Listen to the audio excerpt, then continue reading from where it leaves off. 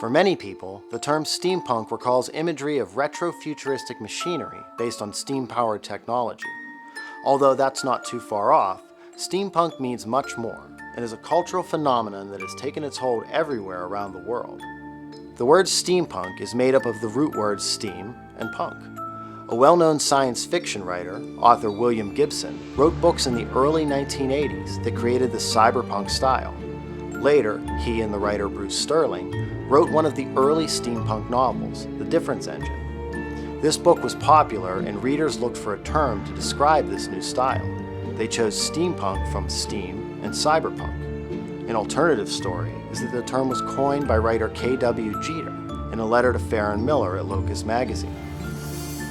Steampunk is often confused with retrofuturism. For some scholars, retrofuturism is considered a strand of steampunk, one that looks at alternatives to historical storylines and often imagines a timeline that differs from our own. This is a common characteristic of steampunk, which often incorporates steam-powered technology that can do things we see in modern tech, like robotics and flying machines. You can even find things like steampunk cell phones and computer components like a keyboard and a mouse. Some important influences on steampunk are some of the early science fiction novels. Authors like Jules Verne and H.G. Wells are very popular, and their work contributed significantly to the look and feel that steampunk offers its participants. Modern novels often cross over with goth and vampire themes. The fictional style has become an active scene where steampunk dress and costume and attend meetings and conventions.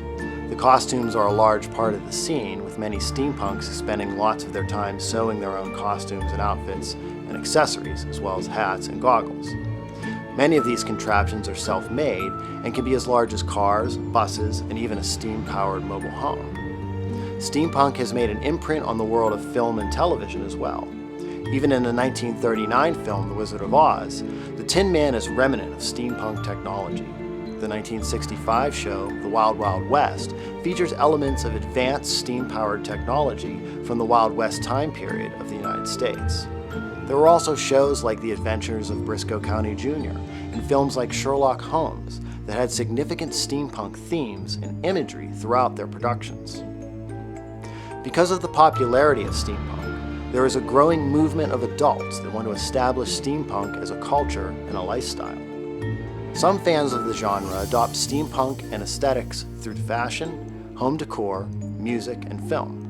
While steampunk is often considered the blending of Victorian aesthetic principles with modern sensibilities and technologies, it can be more broadly categorized as neo-Victorianism, described by scholar Marie-Louise Kolke as the afterlife of the 19th century in the cultural imaginary. The subculture has its own magazine, blogs, online shops, and events focused on the genre. It even has its own place at the San Diego Comic-Con.